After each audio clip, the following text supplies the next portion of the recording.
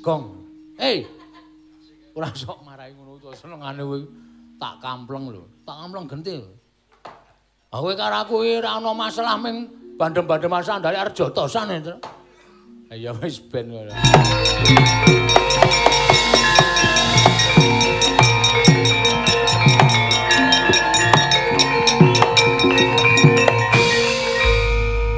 Oh. Lunga iki dadi pendhita to, Kang.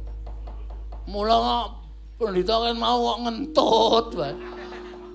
Aku wis bedhah, aku wis ora pangling kok. Pendhita ngentute kok spiritus. Nek direki mulup lho. Ora. Sengane aneh-aneh ora. Kakang Badrana ya nggih kula jenengan. Kakang Semar mboten ora nyono bilih. Yen to sing dadi pandhita mau Kakang Nayantaka. Nggih. Wah, Dipol. Dipol wis gedhe ngompol. Bagong ora cerewet. Jlamprung. Diar kowe. Ayo minggir, jaluk dalan, minggir. Orum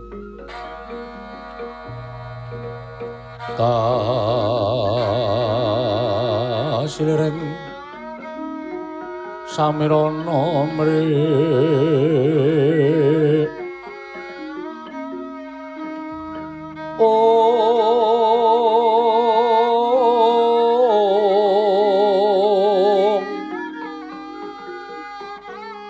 sekar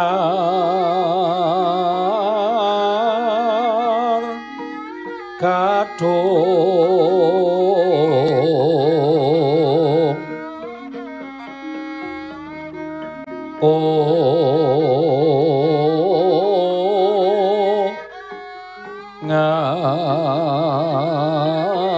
ngaskan danyo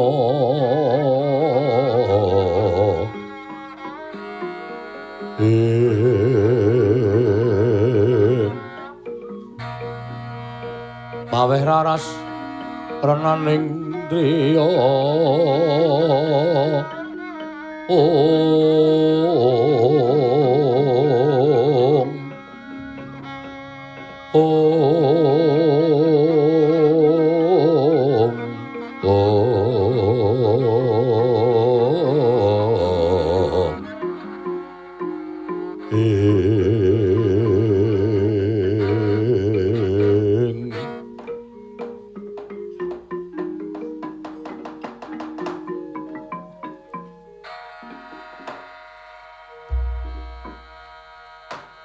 nyawa-nyawa jimat kula nggih sesembahan kula wonten ing Madyapada prapting delahan anak Prabu Ngastina sangetan dadosaken gugup tuwin gumun raos ing manahipun ingkang bapa ing kepatihan krana dinten sakmangke paduka sampun paring dawuh dhateng abdi ing kepatihan angempalaken sangganing para sesepuh miwah para nayaka tuwin para sentana negari Ngastina bilih kenggal sakmangke paduka kepareng pepanggihan wonten ing pasewakan negari Ngastina namung ewa dening ndadosaken bingung raos ing manahipun ingkang bapa ing kepatihan anak Prabu sesembahan kula teka sawetawis paduka sampun kepareng lenggah dampar nanging dereng wonten wiyos sing pangandika kepareng ingkang bapa ing kepatihan cumadung dawuh nggih badhe ngrembak perkawis menapa upami ingkang bapa menika nandhang kalepatan dosa menapa ing kedah kula sandhang kula mboten badhe suwala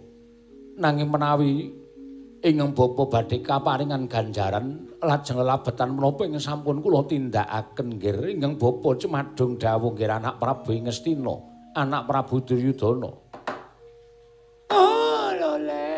lole kenthos walu gembol monyor-monyor juk neng dungkul wana dadi alas-alas dadi wana dadi alas meneh kula nuwun sewu nggih nadan ingkang bapa ing Sukalima semanten ugi ndatosaken kejot raos ing manah kula dene dinten samangke kula katimbalan sowan wonten Ngarsa Paduka anak Prabu Jaka Pitana ingin ndatosaken tuwa tandha pitaken saklebeting manahipun ingkang bapa wonten pirembagan menapa kepareng ambabarana ingkang sejati ingkang bapa nedya ngangulaken jangga nilingaken karna mastuti dhateng sabda Tama Paduka anak Prabu menawi pirembagan menika ngingi babagan kaprajan monggo kula atri paring dawuh Nanging menawi babakan kula warga menapa ingkang dadosaken sengkeling penggalih paduka anak Prabu ing Ngastina nggih.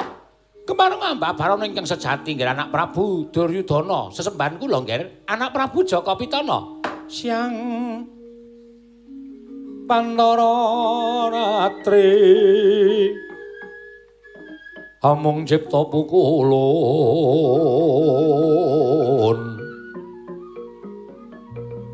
Om Tanono Liwan kaeksi Mila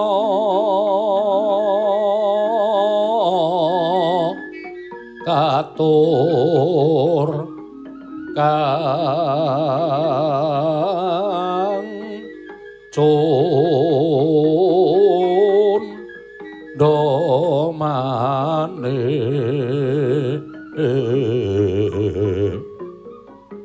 Om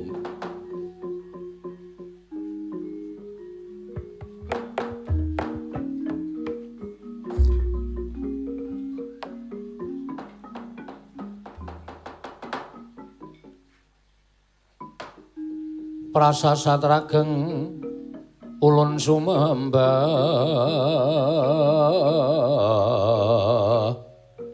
ing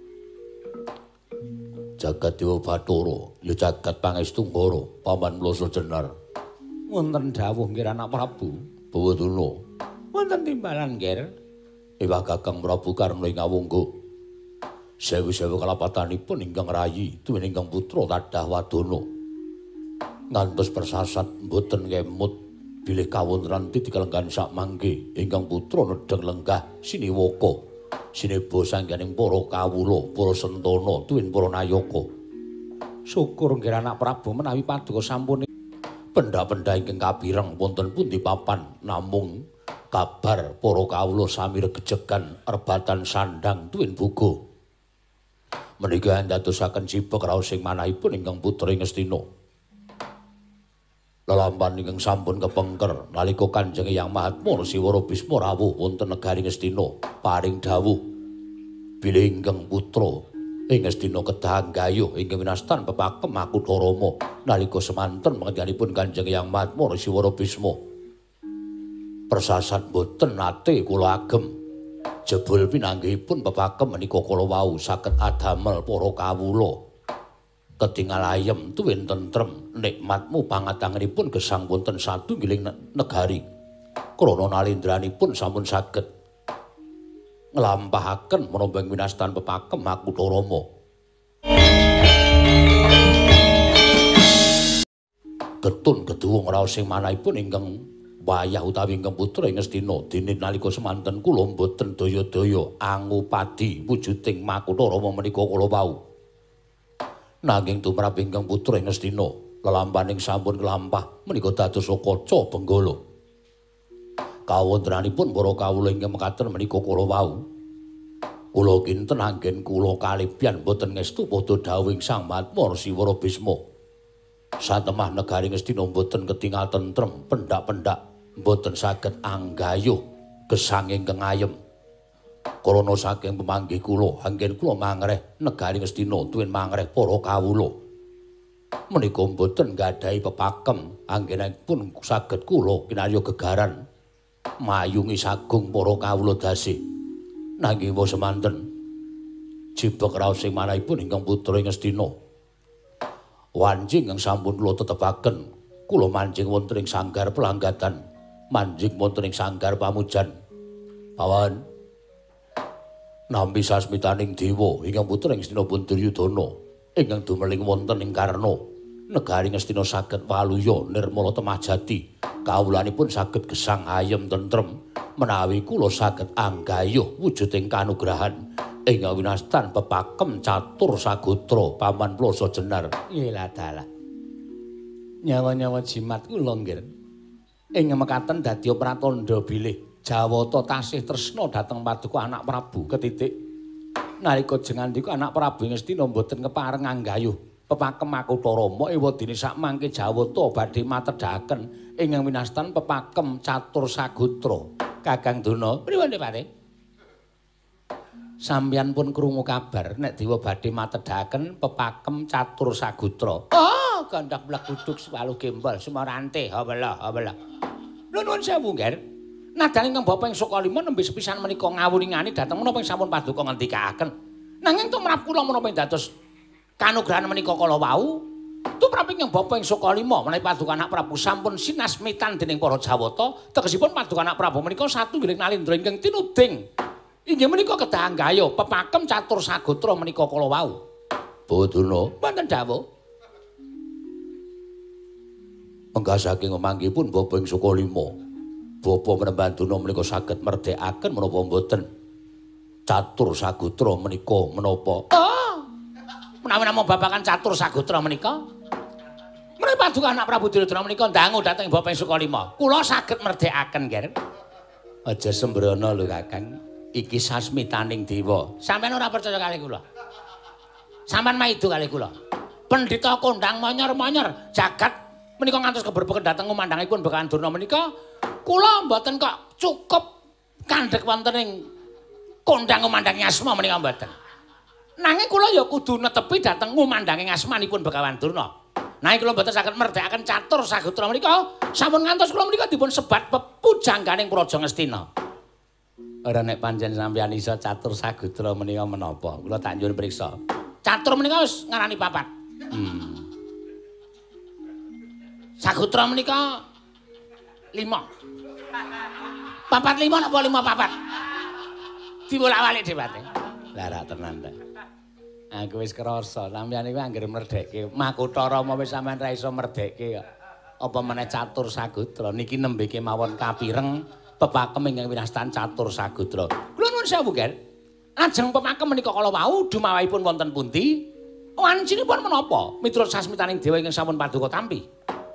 Miturut sasmitaning Jawata wonten satunggiling Brahmana anyar kadon ingkang dedhepok wonten ing pertapan Pancuran Seta ingkang peparab Begawan Asmara Santa inggih menika pandhita ingkang sembada mbabar wujudipun pepakem Catur Sagotra Bapa Mrembanduna.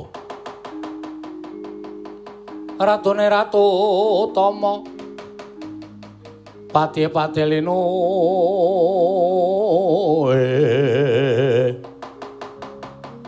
Pranayaka Tyasrarja Panegare becik-becik Parantene tan dadi taliasing kala bendu malah bangkit mangkenan dotra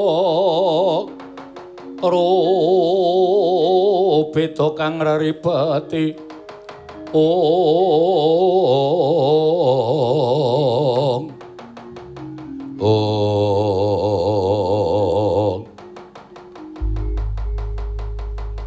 Paman Haryo ngertos wonten pundi papanipun pertapan Pancuran Seta. Aduh nggih. Menawi Bapak ing kematian kadangu wonten pundi papan pernahipun Pak pertapan Pancuran Seta Blakasuta kula dereng nate ngertos. Nanging mbok menawi Kakang Mrembandurna saged ngawuringani Kakang Duna. Pripun Pati? Sampeyan ngerti papan pernahe Pancuran Seta. Oh, sampeyan takon kalih kula niku kula kudu netepi kalih kondange menyor-menyor kula. Oh nggih. Kula dadi mritani sing kondang mancar-mancar. Ngendi di papan kula pun ngertos. Oh. Pancuran Seta niku laladan pundi? Pancuran Seta menika tasih klebet wewengkon wilayah kebawah keperintah Negari Ngastina. Papanipun wonten ing sawetan kidul Negari Ngastina. Oh. Wetan kidul niku papan pernahe mbok menawa tapel wates sing Ngastina niku kalih wana Krendayana. Nah. Sawetaning wana Krendayana. Oh. Sawetaning wana Krendayana. Sawetaning wana Krendayana. Niku wonten tapel wates negari Pancala. Sakidule Pancala. Oh. Sakidul Pancala niku ana tapel wates kalian negari Wirata. Lah iki pokoke sawetane Wirata saiki dule Pancala. Oh. Sakwetane Pancala saiki dule Wirata niku lepen. Nun. Lepen. Masa pun dadi lepen? Sampeyan niku ora. Saenipun ngaten mawon, Kan. Dipun upati wonten pidurungipun pancuran seta. Malah menawi perlu ingkang Bapak Sekali ingkang badhe nanting dhateng Pung Begawan Asmara Santa menika kala wau. Menawi mboten purun medharaken wujudipun pepakem catur sagotra dhateng anak Prabu Tridana. Oh, menapa kintenipun Begawan Asmara Santa menika kedugi nandhiki kiyatanipun Begawan Durna?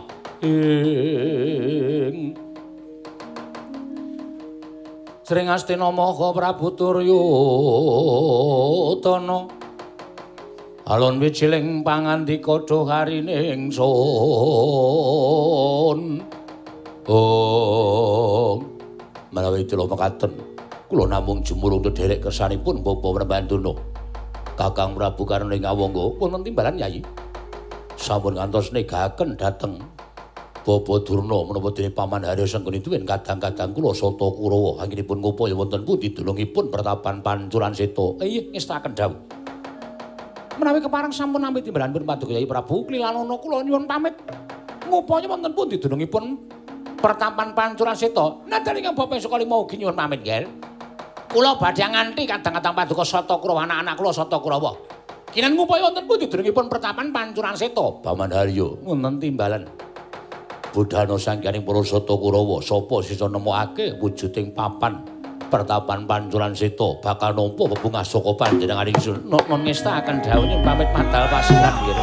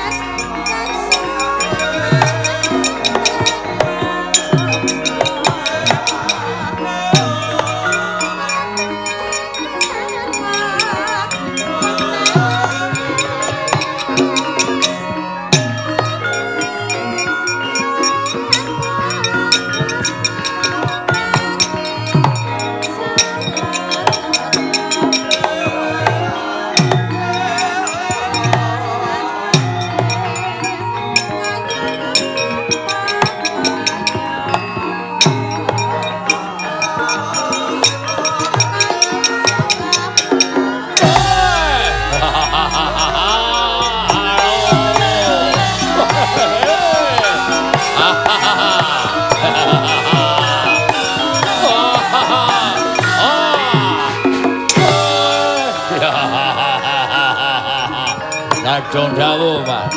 Lungguhke.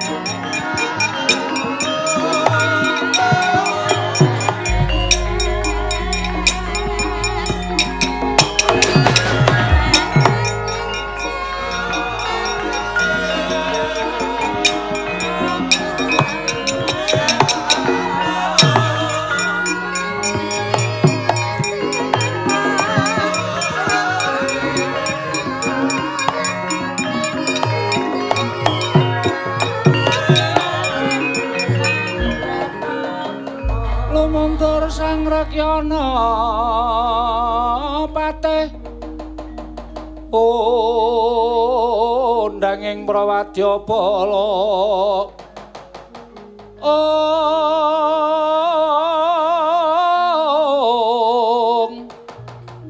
pasur tambur miang suling pepandhen daludak miwa bandera kakandha warna-warna pindha jalatriyan asri kawuryan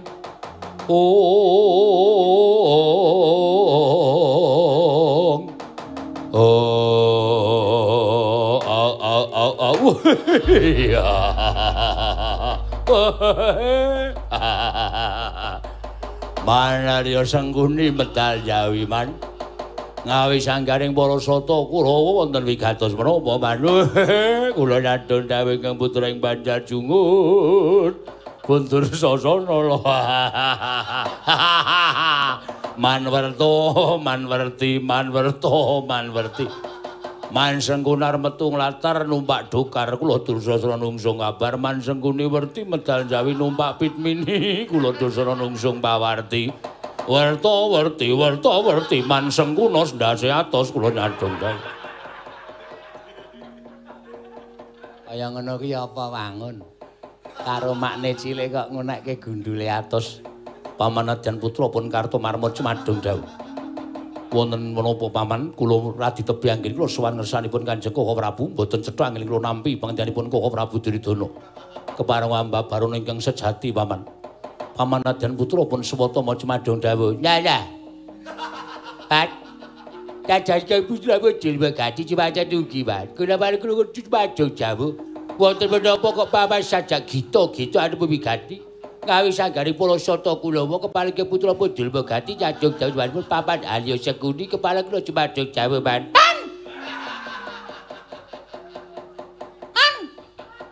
ngapa kepala kula man Citraksi nyadhong dawuh man enten papa menapa dene paman Arya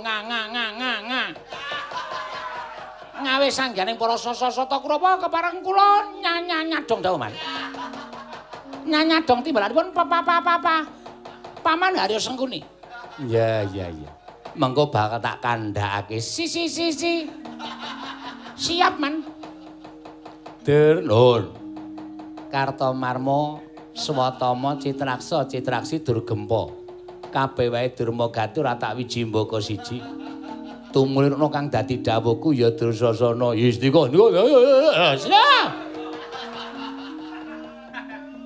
saya tak takon karo kowe nggih Kurawa ki nek ora teng clebu ngono iki ngapa ta coba to mbok Kurawa ki sepisan-pisan ki niru adine sapa lho adimu Pandhawa Werkudara kae ya gagah pideksa ning ora tau guyu kaya kowe-kowe tur ya sopan santun tur ya unggah-ungguh Mbaya niru karo Werkudara. Oh, watake dhewe-dhewe.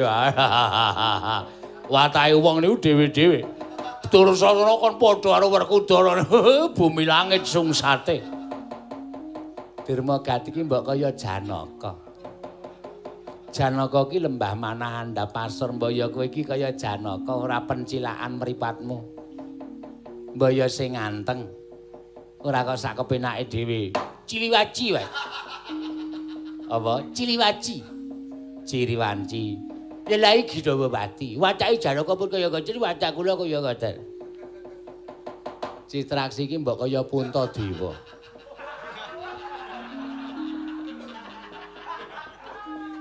Puntadewa kaya alus lembah manah kok biayaan. Mbaya omongan ki sing alus kaya Puntadewa. Coba saiki tak jajal iso ra? Nek tak dangu Cit, kowe wangsulan dalem paman ngono ya. Citraksi. Dalem paman. Nah, ngono ora penak to. Kok senengane kok yak-yakan. Anggere omong kami sosolen tur ya kasar. Dalem paman. Mula wektu dina iki padha rungokno aja nganti ana ing padha sahur manuk. Dalem paman. Biasane niku Dursasana. Kok saniki Citraksi. Ya digawe liya. Aja nganti padha. Ngono lho. Dur wonten dawuh. Iki kowe kinen budal. Teng pundi? Neng Bringarjo. Lah sampeyan wong tuwa ya senengane nesu kok. Lha niku ya takon apa anane. Budal niku teng pundi enten tujuane kok njur teng Bringarjo ngopo? Lah sampeyan sing marahi ya wong tuwa gampang nesu. Apa cok gabak nesu kan. Mergo nek wong gabak nesu niku umur sampeyan niku wis 70 munggah. Niku gabak banget pakai dalah tinggi. Sing jembeleh pekoleh. Pegali cek kelas.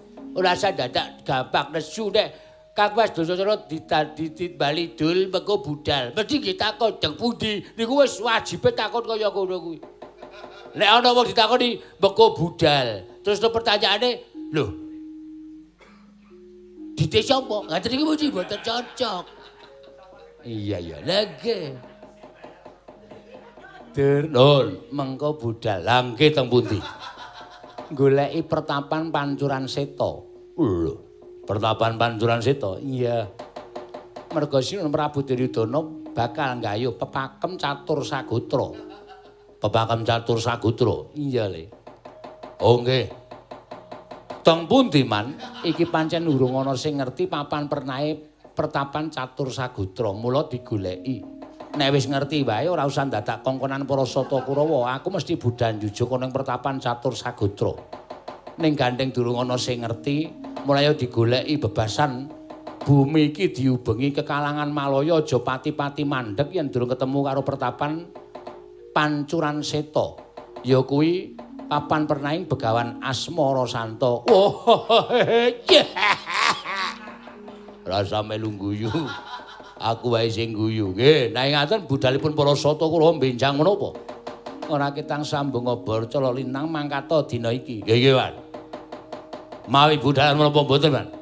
Nek manut kula. Piye nganggo budal? Nah, manut Citraksi kae sing. Nek. Anten ya. Wong lambene wae ora pas karo larasan. Gayane iki sok dadi pengareping para kanca-kanca. Napa sing gampang mawon. Sigra biti budal. Budal. Sigra budal lumampah anut wirama nenono.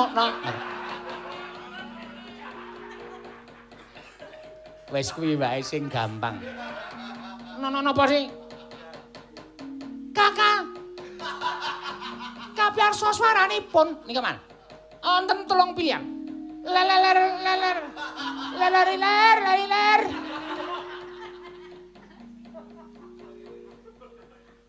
Nun.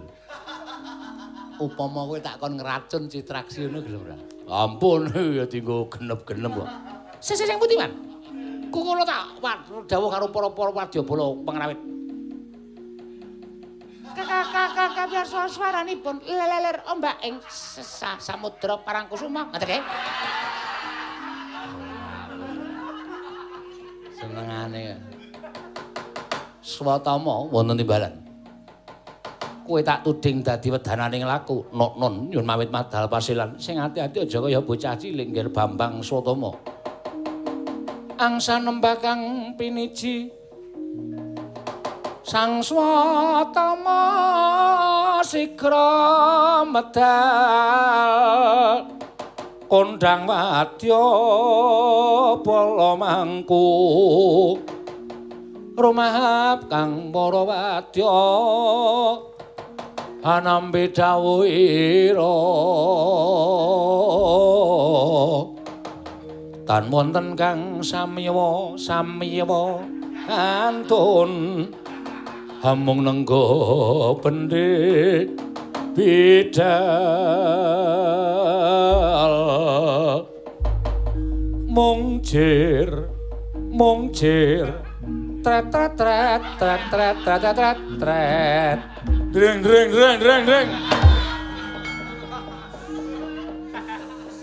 Mongjir.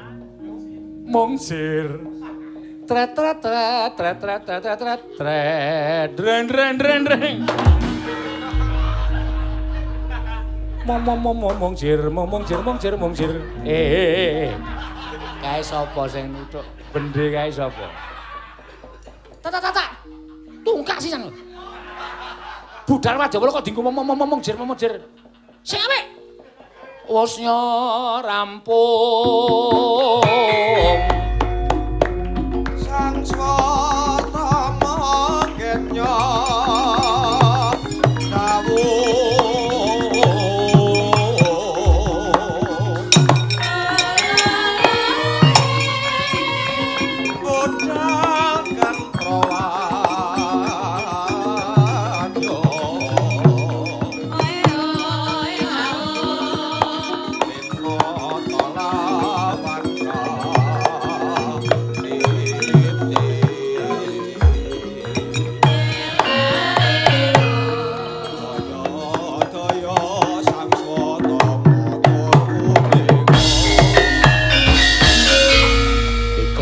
budal mampa anut wirama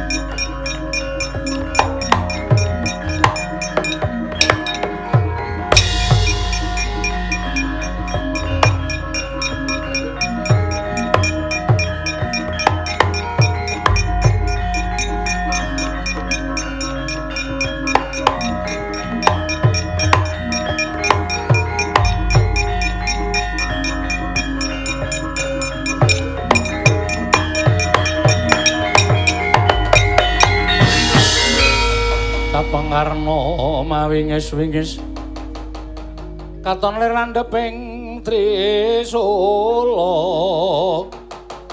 ngomong Netra Marakata lir kabaranang ya jagat Dewa Bathara jagat pangestu Ngkara melah dalah lah kok dadi malah entuk gawean ngupaya menyang ngendi dunung ing pertapan Pancuran Seta mongko dawuh timbalan ing Prabu Duryudana tinampa dening Nalindra Ngawangga ya ta yen pancen kuwi dadi kewajibaning Nata Ngawangga tak golekane aja nganti aku campur dadi jikalan para Satakura mung gak malah bingung pikiranku merga Kurawa wis kondhang kawenang-wenang yen to nggedabyah kokean cacah ngrebda tanpa guna tak upayane menyang endi dununge Pancuran Seta ya pertapan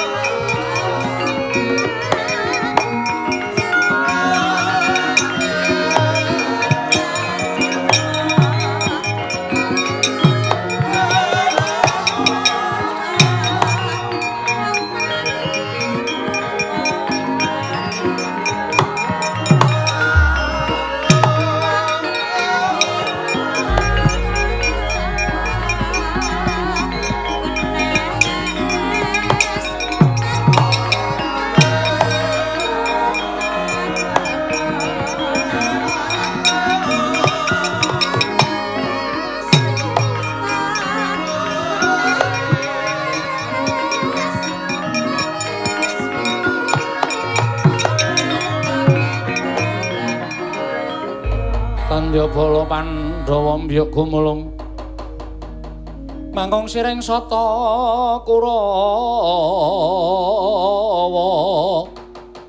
kambaung kesra katiti merut layut sagung praratu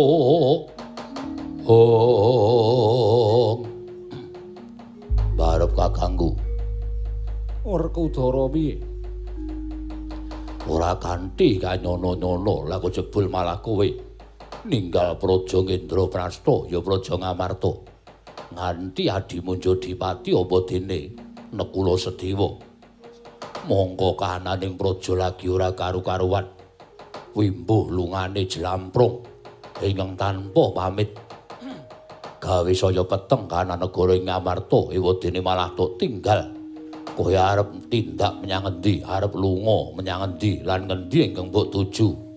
Werkudara. Nggih. Satemenipun Kakang durung wae paring pangandikan kelawan Siadi, netepi kelawan dawuhing dewa, lamun dina samengko Jawata bakal matedhakake pepakem catur sagutra. Saka pangirakulunganing Si Arjuna ya adimu Madukara mesti ana gandeng cenenge kelawan wahyuning dewa mau Dimas. Mula gandeng winastan pepakem ingkang mengkono mujudake sawijining wulang reh kang mangkono mbok menawa Puntadewa bisa necep kelawan ngelmu ingkang ngaran catur sagutra mau tumenipun Kakang budal saka negara Ngamarta tanala kejaba mung kepengin suwita marang satunggiling brahmana anyar katon ing mapan ana ing pertapan Pancuran Seta ingkang peparab Begawan Asmara Santa ya sang pinandhita mau ingkang bakal mbabar pepakem catur sagutra mau Werkudara. Wah, ayo tindak tak tutke mbarep kakangku.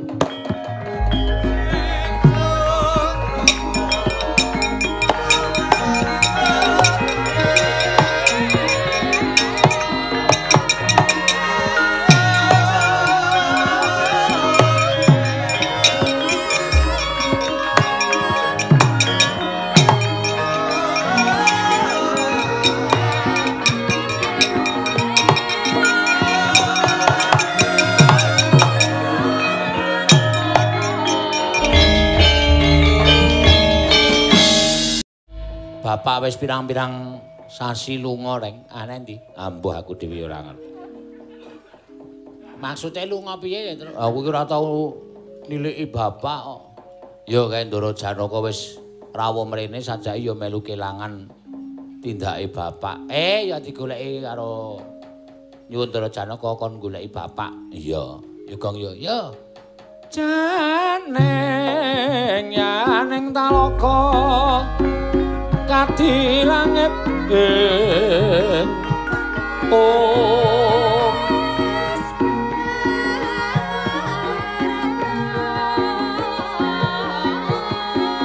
Mambang pantepas wulan upamaneka lintang toya kusumayana sumawur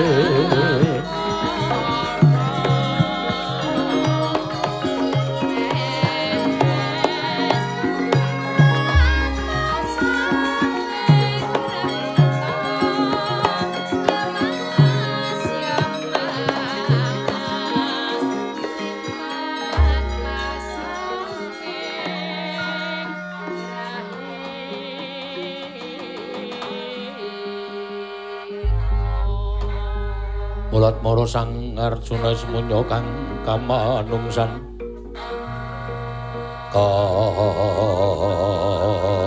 kasepan tingkahing mungsu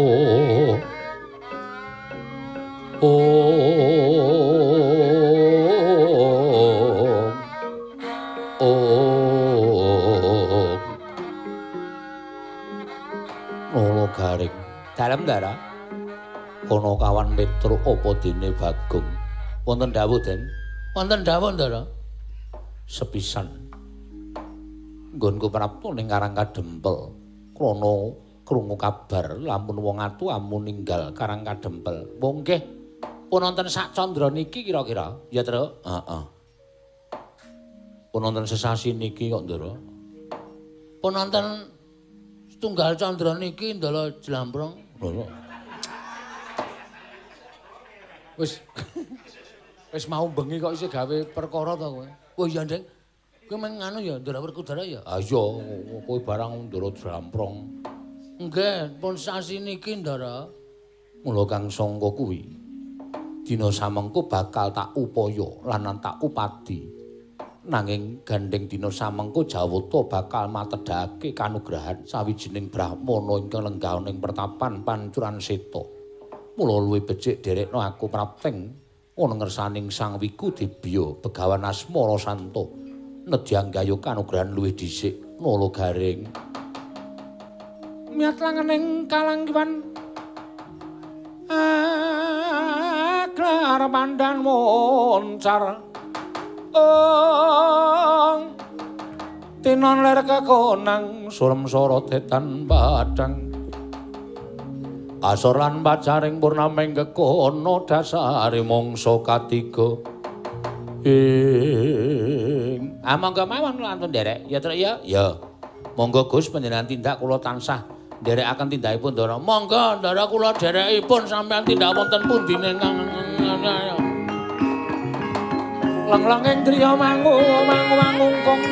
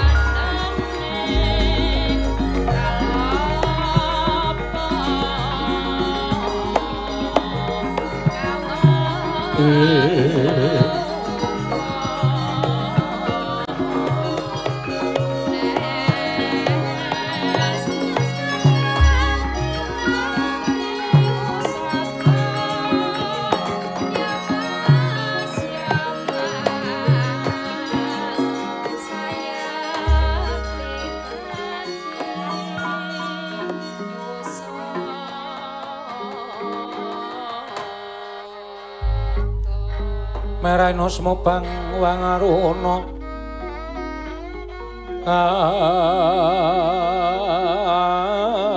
dinetraning uga rapuh sabtaning kokila ring kanikara saketar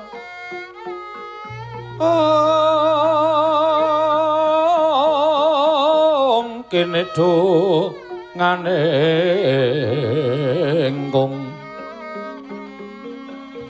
lirwu sing ini panca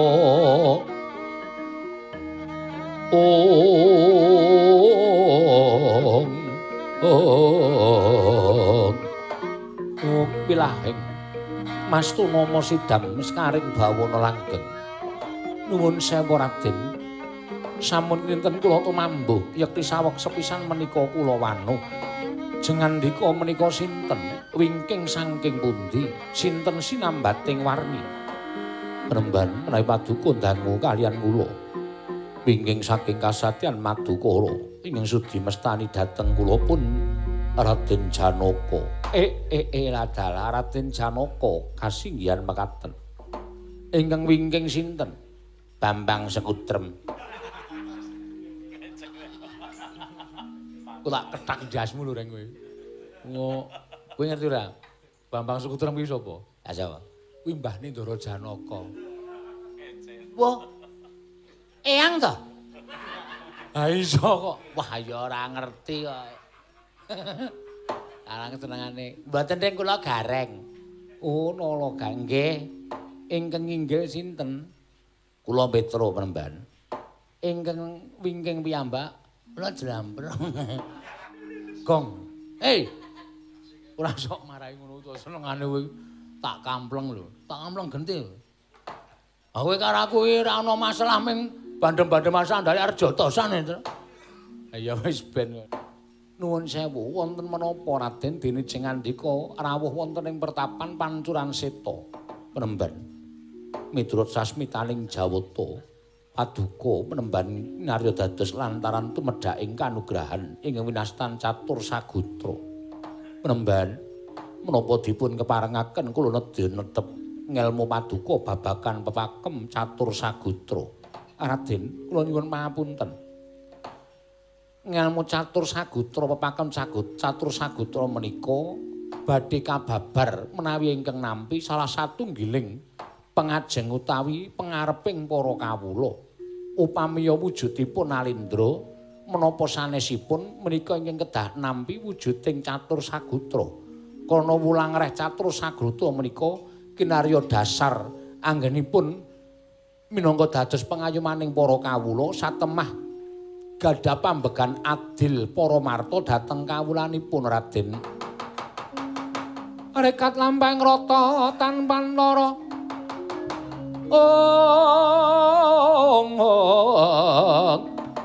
Prapteng sukuning arga.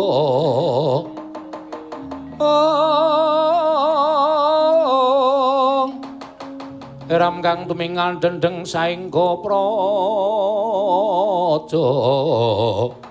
ing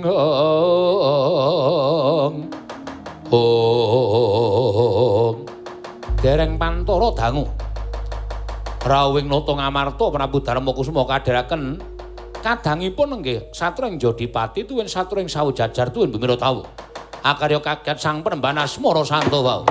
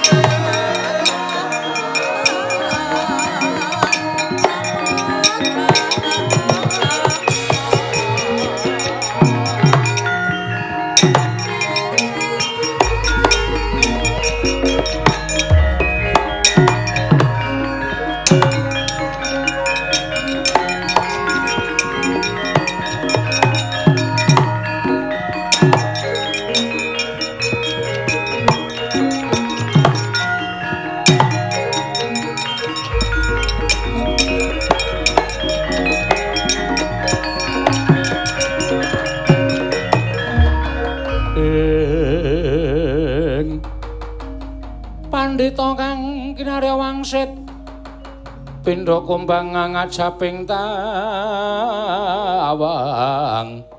susuh angin ngendi nggone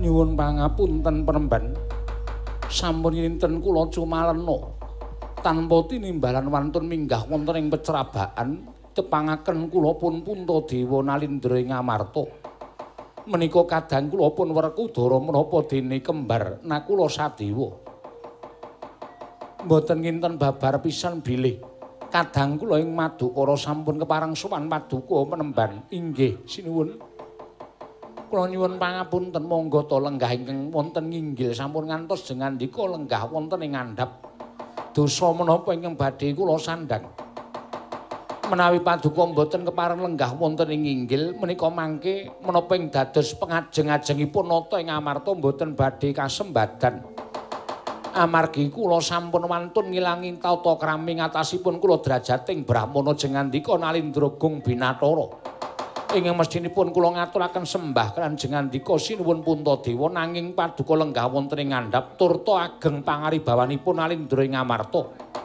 Nalindra ingkang boten nate kelepetan dedosan. Aduh sinuwun menawi Paduka boten ninggal jumeneng tumunten lenggah wonten ing inggil menika mangke boten badhe kanten-kantenan kedadosanipun.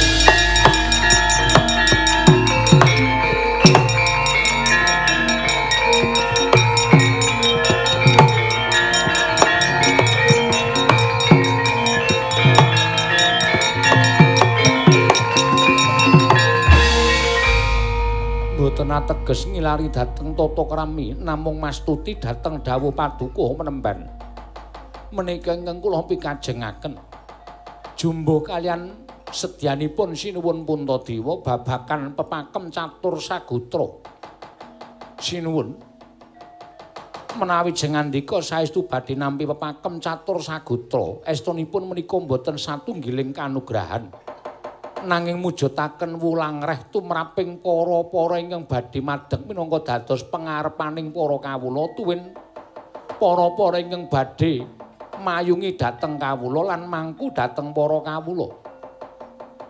Pepakem catur sagutra menika estunipun dumados saking wujudipun atmajanipun Sang Hyang Bathara Tunggal. Inggih menika ngarupi wujudipun tigan ingkang satemah kababar wujud putra tiga ingkang namipun Sang Hyang Antaga, Sang Hyang Ismaya lan Sang Hyang Manikmaya. Nanging menapa ta sababipun teka winilang dados catur krana wonten satunggiling jawata kinarya jangkep inggih menika atmajanipun Sang Hyang Catur Kaneka ingkang minangka dados kadang werdanipun Sang Hyang Bathara Tunggal ingkang ambabarugi wujudipun Jawata. Wondene Jawata ingkang sekawan menika kala wau sampun ganep cacah sekawan ingkang winastan catur sagutra menika kulawarga. Dados sekawan kulawarga inggih menika Ponantaka, Ismaya, Manikmaya lan Kaneka putra. Menapa ta sekawan Jawata menika kinarya lupiya anggenipun para nalindra badhe madeg minangka dados pengayomaning para kawula krana Sang Hyang Antaga ingkang sawetawis sampun gumelar wonten ing jagat utawi gesang wonten ing Janaloka tumunten mawi tetenger inggih menika Togog. Menika satunggiling lupiya bilih Sang Hyang Antaga menika papanipun momot. Momot menika tegesipun Sang Hyang Antaga menika tansah kamot ing samubarang reh. Piyambakipun dados punakawanipun para satriya tuwin nalindra ingkang watak angkara budi candala tansah momot dhateng wewatekanipun nalindra sakathahing nalindra wonten ing jagat menika kamot wonten ing angganipun Sang Hyang Antaga. Wondene Ismaya menika pakaryanipun momong dhateng para satriya ingkang ngambek suci, momong dhateng satriya ingkang ngambek sadu budi ateteken ati suci pepayung budi rahayu. Wondene Manikmaya menika mengku kayuwangan Suralaya dados nalindraning para Jawata mangreh jagat tuwin alamantara alaming para Jawata. Ingkang pungkasan inggih menika pun Kaneka putra. Menika tegesipun mangku krana menawi Manikmaya menika boten pinangku dening Kaneka putra tan wandhe tasih menggok margi. Mila sekawan warni menika kinarya pratandha catur sagutra. Satunggiling nalindra ingkang badhe lenggah minangka dadi panguwasa kedah saged momong tuwing momot dhateng wewatekaning sakathahing kawula lan momong dhateng para kawula menawi kateman mekaten satemah saged mengku bawat minangka nalindra lan saged mangku para kawula sinuwun.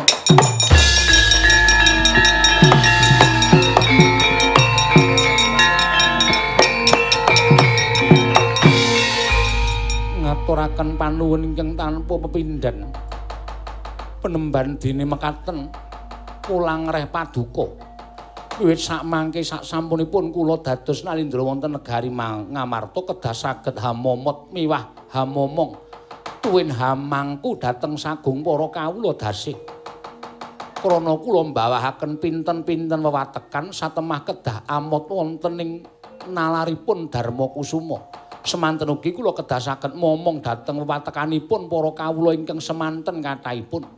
Menawi hamut lan hamong menika sampun saged kula leksanani satemah kula dados pangareping para kawula ingkang saged amangku dhateng para kawula menika ingkang kula pikajengaken sinuwun.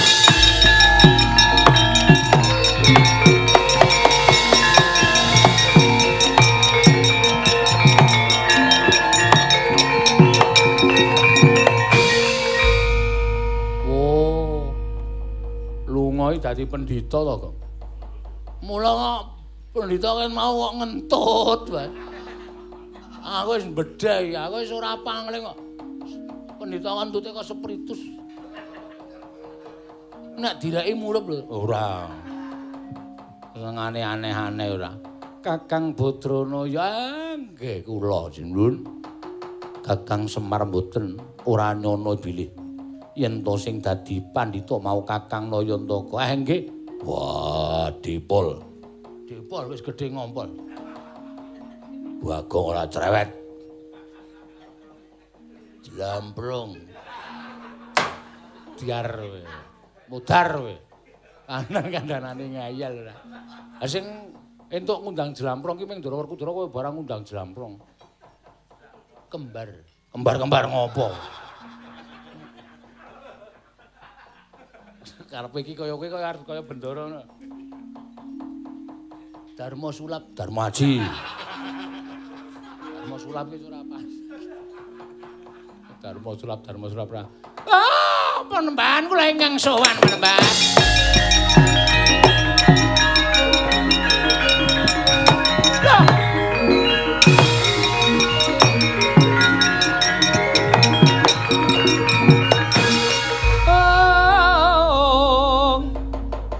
Durnaena panalinganira lumacaring ratri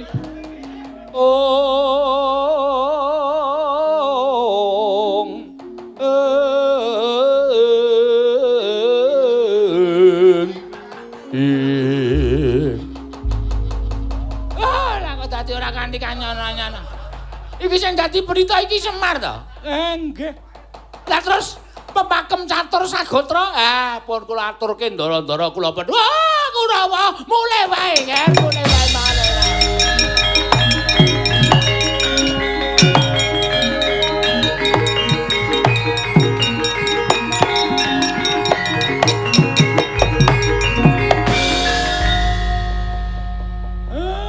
Gandeng sedaya sampun paripurna. Mugi-mugi Pepakem Catur Sagotra menika dados gegebengan anggen sampeyan minangka dados pangareping para kawula nggih, Den. Ya Kakang Semar nyuwun pangestu nggih, nggih. Bagong anune ditutup. Ditutup lakone wis paripurna. Ngestoke dawuh, Pak.